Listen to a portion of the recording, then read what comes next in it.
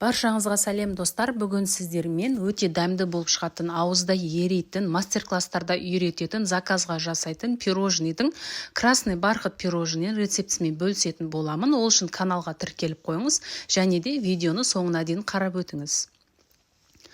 Барлық құрамның және де граммдарын мен описание бөліміне де жазатын боламын және де видео соңына дейін де көрсетіп айтатын боламын. Сол үшін видеоны соңына дейін қарап өтіңіз.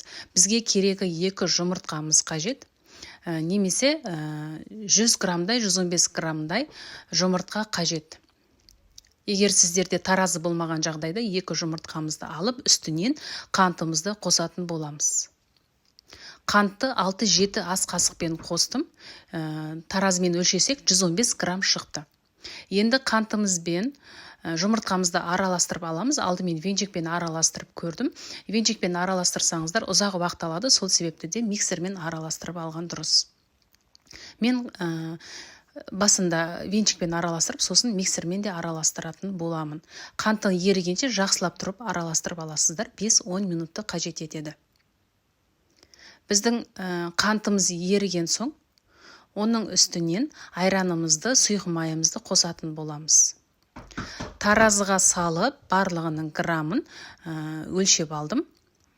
Айранды осындай таразыға салып, 145-140 граммдай құйып алдым. Сіздер бір стақанға толар толмас, немесе жарты стақан құйсаңыздар да болады.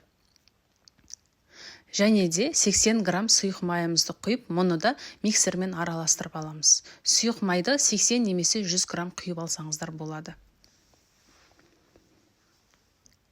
Мұны да әбден жақсылап араластырып аламыз. Енді біз ұнды, какао разрыхлителерді бөлек ыдысқа барлығында араластырып алатын боламыз. Ұнды міндетті түрде електен өткізіп алу керек. Егер дәл осындай көлемде сізде сита болатын болса, 2 осындай көлемде шықты ұнымыз граммен өлшеп алатын болсақ, ол 225 грамм ұн қажет етеді. Ұнымызды міндетті түрде електен өткізіп аламыз.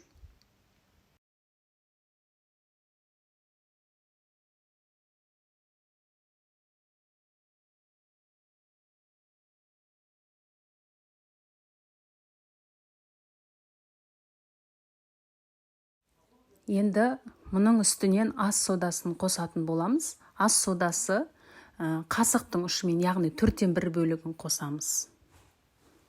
Шай қасықтың ұшымен алып, қосып жібересіздер, және де 1 шай қасық толтырып, разрыхлитель қосып, 1 шай қасық толтырып, какаомызды қосамыз. Разрыхлитель 10 грамм немесе 1 шай қасық деп алатын боламыз. Енді бұларды араластырып алып, ұнымызды жәймендеп аз-аздан қоса отырамыз. Бірдестен барлығын қосып жібермейміз. Алдымен жартысын салып, миксерлеп аламыз. Онан соң ұнымызды шетінен сала отырып, миксерлеп алу қажет. Массамыз біздің қою болмауы керек, өйткені қамыр қатты болуы мүмкін, немесе құрғақ болып кетуі мүмкін. Сол себепті де орташа массада жасайтын боламыз. Байқасаңыздар, мен әлі красительді қоспадым. Алдымен барлық массаларымызды, ингредиенттерімізді араластырып алдым.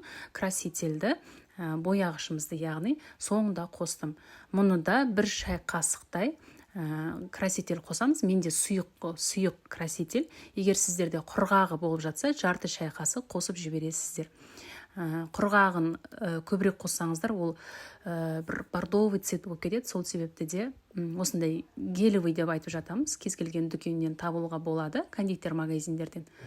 Топ декордың жидкий деп айтамыз, сұйық бояғышын қосатын боламын. Сонда сіздердің пирожныйларыңыз қамық қызыл түс болады, осындай әдемі қып-қызыл болады. Енді мұны әбден араластырып аламыз. Арасында ешқандай түршік болмау керек. Негізінде миксермен араластырып алған дұрысырақ. Осындай масса болды бізде, орташа масса, тым сұйық емес, қою емес, орташа массада болады. Енді біз осындай арнайы мешок алып, осыны осындай үлкен биіктеу ыдыстарға салып аламыз. Бокалды пайдаланған дұрыс. Осыны енді азыздан құйып отырып, біз қазір противенге құятын боламыз, формасына келтіріп. Алдын ала біз пешімізді 200 градуста қыздырып аламыз, қатты 20 минут бұрын. Сосын пешімізді 180 градусқа қойып қоятын боламыз. Массамызды құйып алдық ыдысымызға. Енді противен алып, осыған пергамент қағазын төсейміз. Жабыспайтын пергамент қағазын алсаңыз да дұрыс. Енді осының арасын алшақ етіп құйып алатын боламыз. Піскен кезде жаңағы бір-біріне жабысып қалмас үшін. Барлығында құйып шықтық. Енді пешімізге салып 8 минут, 10 минутта пісіріп аламыз.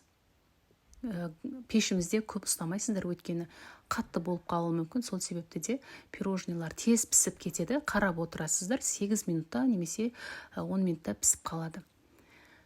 Мұны енді суытуға жіберетін боламыз. Барлығында осылай пісіріп алдым мен. Осындай қалыңдықта болады пирожный. Енді келесі противенге де қағазды төсеп, осылай барлығын алдын ала құйып қоямын.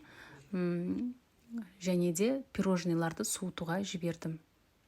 Біздің пирожныйларымыз суығанша кремді дайындайтын боламын. 200 грамм сливки қосамыз. Қазақша клегей деп айтамыз. 33%-дан жоғары болу керек. 33-35% аралығындағы клегейімізді құйып, мұны әбден миксерлеп аламыз. 10 минуттай, 15 минуттай миксерлеп алған дұрыс. Біздің клегейімізді миксерлеген кезде ол қоюланады. Одан қорықпасаңыздар болады. Алдымен мұны әбден қою болғанша миксерлеп аламыз. Онан соң үстінен 75 грамм қант ұнтағын қосатын боламыз.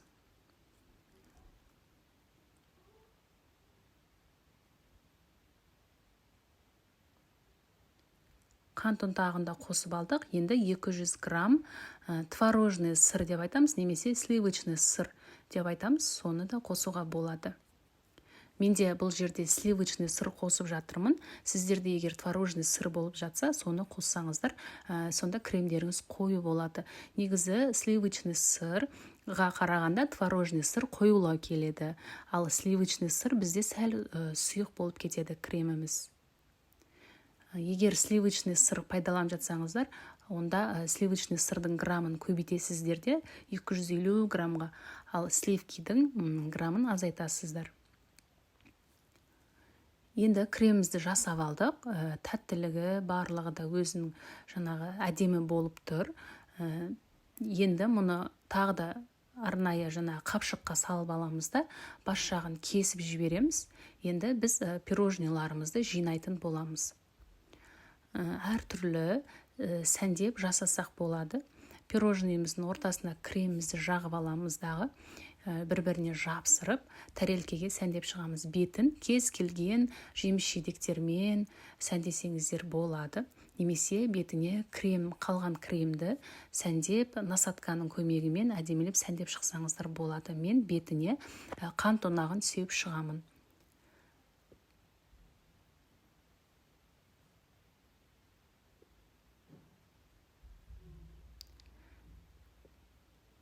Арасына крем жаққан кезде, немесе жаңағы неше түрлі насаткалар болады, гүлді. Сондаймен де кремді әдемелеп, сәндеп, жағып шықсаңыздар болады. Менде уақыттығыз болғандықтан осындай етіп жасай салдым. Мұны сіздер заказға да жасауларыңызға болады. Немесе қонақ келсе лезде жасап жіберсеңіздер, қонақтарыңыз таң қалып, сүйсініп тұрып жеп алады. Сіздерде жасап көріңіздер. Егер сіздерге видео ұнаған болса, каналға тіркеліп қойыңыздар. Алда жақсы рецепттер болады. Өте қарапайым, қолжетімді рецепттермен бөлісіп отырамын. Назарларыңызға рахмет. Сіздерде жасап көруге мен кеңес беремін. Менде бұл пирожныйдан 20 данасы шықты. Отбасыма жасағандықтан отбасыма қатты ұнады.